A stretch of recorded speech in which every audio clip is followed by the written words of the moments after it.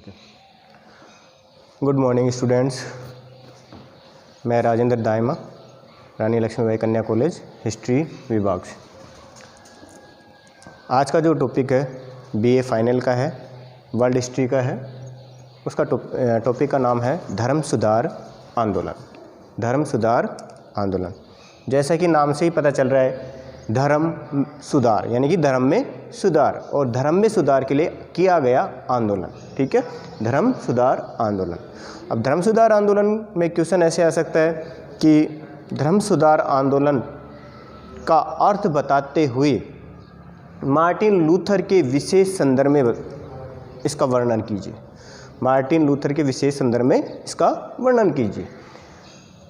तो सबसे पहले आपको जो क्वेश्चन स्टार्ट करना है वो प्रस्तावना या पृष्ठभूमि से स्टार्ट करना है। इसका थोड़ा सा डिटेल देना है, धर्म सुधार आंदोलन के बारे में बताना है कि कब से शुरू हुआ ये। ठीक है, पृष्ठभूमि में क्या लिखना है कि आपको बताना है कि मध्य युग में, ध्यान रखना, मध्य युग में जब ईसाई धर्म प्रचलित था, कैथोलिक धर्म प्रचलित था, ईसाइयों में कैथोलिक धर्म प्रचलित था, उस दौरान जो यूरोप में ईसाई समाज में अगर कोई सर्वोच्च था तो चर्च था, और चर्च में भी बैठने वाला व्यक्ति था पोप। कौन था? पोप। और पोप के इर्द गिर्द ही चारों, पोप के इर्द गिर्द ही चारों यानी कि राजनीतिक, आर्थिक, सामाजिक और धार्मिक, ये सारी शक्तियाँ इसके इर्द गिर्द घूमती थी। जितनी भी शक्ति थी, राजा को भी इतनी शक्ति नहीं थी जितनी पोप को थी, और ये मध्य युग में थे। पूरा जो पोप कह देता था वही उस व्यक्ति को मानना पड़ता था, यानी कि जन्म से लेकर मृत्यु तक पोप का हस्तक्षेप होता था, पोप के अनुसार जीवन जीना पड़ता था। ये चल रहा है मध्य युग में। ठीक है, तो कैथोलिक धर्म था ईसाइयों का, और इसी धर्म, ये एक ही धर्म था कैथोलिक धर्म, और ईसाई धर्म जो कैथोलिक धर्म में था वो मध्य युग में तो चर्च की प्रधानता के कारण इसमें कोई हस्तक्षेप नहीं कर सकता था, पोप ही सर्वेसर्वा था। फिर इसके बाद आ जाता धर्म सुधार आंदोलन का अर्थ। तो धर्म सुधार आंदोलन का मैंने शुरुआत में ही बता दिया आपको कि धर्म सुधार का अर्थ है धर्म में व्याप्त बुराइयों को दूर करने का प्रयास करना, धर्म सुधार का। लेकिन धर्म सुधार का अर्थ क्या है? देखो, 15वीं और 16वीं शताब्दी में, 15वीं और 16वीं शताब्दी में कैथोलिक चर्च या कैथोलिक धर्म में जो कमियां थी उनको दूर करने के लिए कुछ प्रबुद्ध व्यक्तियों ने विद्रोह किया था या आंदोलन किया था। वही क्या कहलाया? धर्म सुधार आंदोलन। सीधी सी बात ध्यान रखना आपको है कि कैथोलिक धर्म में सुधार के लिए जो आंदोलन किया गया वह क्या कहलाया? धर्म सुधार आंदोलन। ठीक है, अब धर्म सुधार आंदोलन के कारण क्या थे?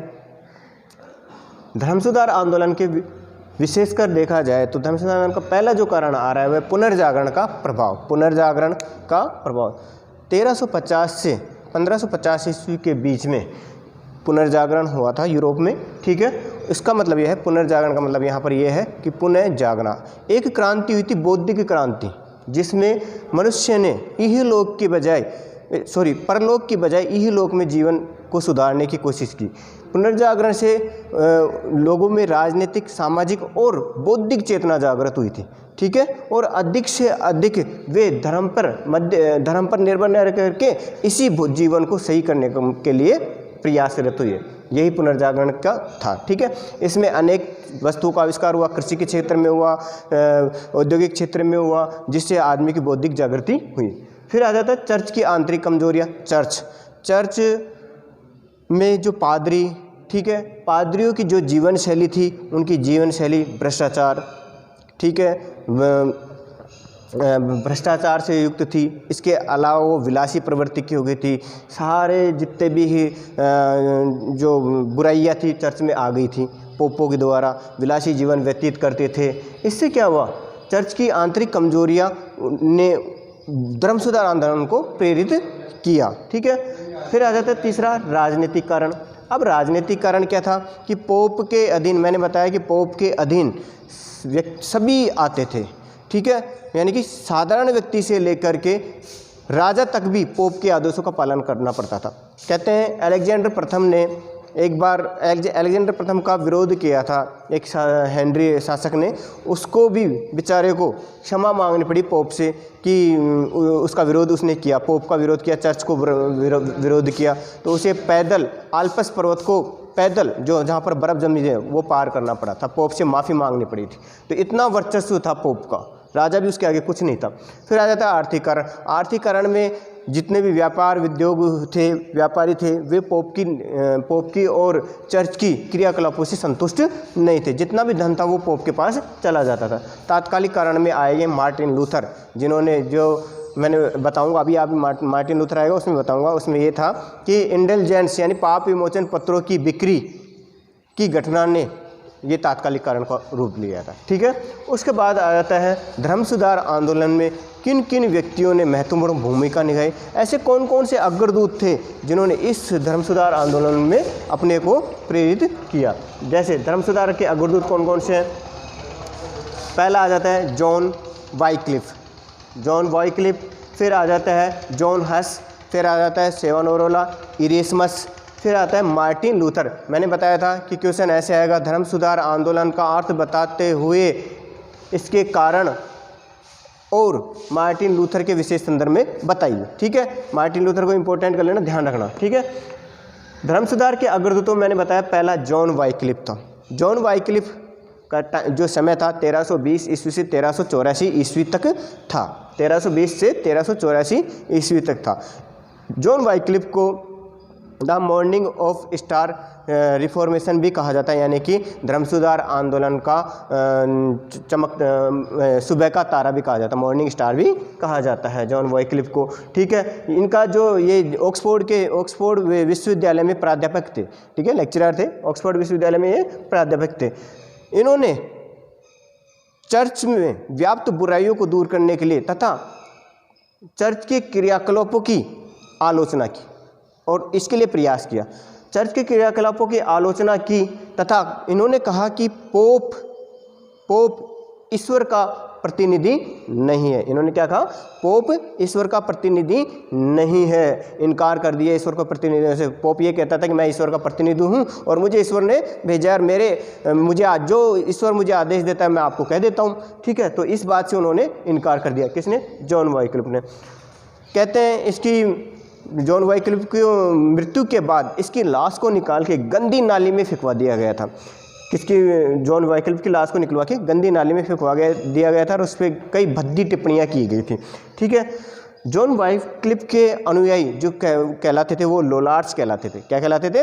लोलार्ड्स। ध्यान रखना, ये 20 शब्दों में पूछ सकते हैं कि जॉन वाइक्लिफ के अनुयायी क्या कहलाते हैं? लोलार्ड्स। एक बार और बता देता हूँ, जॉन वाइक्लिफ को मॉर्निंग स्टार भी कहा जाता है, धर्म सुधार आंदोलन का मॉर्निंग स्टार भी कहा जाता है। ध्यान रखना, ठीक है, 20 शब्दों में आ सकता है। उसके बाद आ जाता है जॉन हस। जॉन हस बोहेमिया के निवासी थे। इनका जो टाइमिंग पीरियड था 1369 से 1415 ईस्वी के करीब था। ठीक है, इन्होंने भी चर्च की निंदा की और पोप के आदेशों की अवहेलना की, पोप की क्रियाकलापों की आलोचना की। ठीक है, तो इन्हें भी क्या किया? जिंदा जलवा दिया गया। किसको? जॉन हस को भी जिंदा जलवा दिया गया। उसके बाद आता है सेवानोरोला। 1452 से 1498 ईस्वी इनका टाइमिंग पीरियड था। ये फ्लोरेंस के निवासी थे। क्या के? फ्लोरेंस के निवासी, इटली में है। ठीक है, फ्लोरेंस के निवासी थे और इन्होंने भी चर्च की निंदा की और पोप के क्रियाकलापों की निंदा की, आलोचना की। ठीक है, और उन्होंने बाइबल को ही सही माना, पोप को सही नहीं माना। इन्हें भी क्या किया गया? पोप ने और राजा ने मिलकर के इनको जिंदा जलवा दिया गया। ठीक है, फिर आ जाते हैं इरेस्मस। इरेस्मस इंपॉर्टेंट है, ये हॉलैंड के निवासी थे और इन्होंने चर्च और पोप के जितने भी अधिकारी थे उनकी व्यंग्यात्मक रूप से आलोचना की, उनका मजाक उड़ाया और इसी में उन्होंने एक किताब भी लिखी। उनकी किताब का नाम क्या है? मूर्खता की प्रशंसा। इंग्लिश में बोलते हैं द प्रेज ऑफ फोली। दोबारा बोल रहा हूँ, इन्होंने एक कृति लिखी, मूर्खता की प्रशंसा, द प्रेज ऑफ फोली। इंपॉर्टेंट कर लेना, 20 शब्दों में आ सकता है ये, द प्रेज ऑफ फोली। ठीक है, अब ये चारों तो हो गए। अब हमें देखना है मार्टिन लूथर। विशेष संदर्भ में। धर्म सुधार आंदोलन जो हुआ था वो इन पर विशेषकर टिका हुआ है, ठीक है। इन्होंने ही बहुत महत्वपूर्ण, वैसे तो योगदान सबने दिया था, महत्वपूर्ण योगदान इनका रहा था। मार्टिन लूथर जर्मनी के निवासी थे, जो इनका जन्म 1483 ईस्वी में हुआ था और मृत्यु 1546 ईस्वी के करीब हुई थी, यानी कि इनका समय था 1483 से 1546 ईस्वी के। जर्मनी में इनका जन्म हुआ। इनके पापा इनको वकील बनाना चाहते थे, लेकिन ये घर छोड़ के चले गए। इनका संतों में मन लगता था, ठीक है। और ये महात्मा पाल और ऑगस्टाइन से बहुत अधिक प्रभावित थे। महात्मा पाल और ऑगस्टाइन से बहुत अधिक प्रभावित हुए और इन्होंने घर छोड़ने के बाद ये जर्मनी गए और जर्मनी में देखा इन्होंने कि 1517 ईस्वी में एक घटना घटित हुई इनके जीवन की सबसे बड़ी महत्वपूर्ण घटना, जो धर्म सुधार आंदोलन का तात्कालिक कारण बनेगी। कहते हैं पोप लियो 10 ने जो चर्च था उसको सोने का बनाने के लिए एक आदेश जारी किया कि पाप विमोचन पत्र जारी किए और उन पाप विमोचन पत्रों को जो खरीदेगा वो व्यक्ति के सारे पाप धुल जाएंगे और वो स्वर्ग में चला जाएगा। कौन कह रहा है? Pope Leo 10। और 1517 में ये घटना थी। पाप विमोचन पत्र, इनको इंडल्जेंस भी कहते हैं। पाप विमोचन पत्रों की बिक्री करने के लिए एक व्यक्ति को नियुक्त किया गया, पादरी को नियुक्त किया गया, जिसका नाम था जॉन टिटजेल। जर्मनी के एक चर्च में जब ये पाप विमोचन पत्र बेच रहे थे तो मार्टिन लूथर भी लाइन में लगे और उन्होंने देखा पाप विमोचन, तो उन्होंने महसूस किया कि ये पूरा लोगों को मूर्ख बनाया जा रहा है, ऐसा कुछ नहीं है। और इसका विरोध किया उन्होंने, चर्च का विरोध किया, पोप का विरोध किया, राजा का विरोध किया और इन जो पाप विमोचन पत्रों को झूठा बताया। इनके विरोध में उन्होंने 95 कथन या 95 थीसिस नामक पंपलेट लिखा और चर्च की दीवार पे चिपका दिया, ठीक है, जिससे मार्टिन लूथर का काफ़ी विरोध हुआ। इन्हें पकड़ने के लिए आदेश जारी भी किए गए, अज्ञातवास में इनको गुजारना पड़ा, काफ़ी कठिनाइयों का सामना करना पड़ा। और उसके बाद मार्टिन लूथर ने इनका जिस धर्म का जो विरोध किया था वो कैथोलिक धर्म था, और कैथोलिक धर्म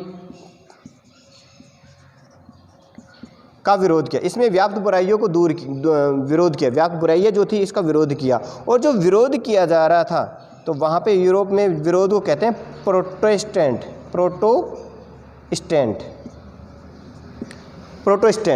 विरोध को क्या कहते हैं? प्रोटेस्टेंट। तो बाद में मार्टिन लूथर के धर्म का नाम क्या पड़ गया? प्रोटेस्टेंट धर्म पड़ गया, ठीक है। क्या पड़ गया? प्रोटेस्टेंट धर्म, यानी कि कैथोलिक धर्म के विरुद्ध उसमें व्याप्त बुराइयों को दूर करने के लिए मार्टिन लूथर के द्वारा जो आंदोलन किया गया या विरोध किया गया वो बाद में प्रोटेस्टेंट कहलाया और यही बाद में दूसरा धर्म बना प्रोटेस्टेंट धर्म। मार्टिन लूथर का प्रोटेस्टेंट धर्म बन गया, ठीक है। यहाँ तक आपको धर्म सुधार आंदोलन क्लियर हुआ। आप भी घर पे बैठ के नोटबुक में ऐसे ही डायग्राम बना के पढ़ा कीजिए। और कोई प्रॉब्लम हो तो आप चैनल में समस्या डाल सकते हो, व्हाट्सअप कर सकते हो, मैसेज डाल सकते हो और तैयारी में लगे रहो। छुट्टी ऐसे बीत जाएंगी, ठीक है। Thank you student.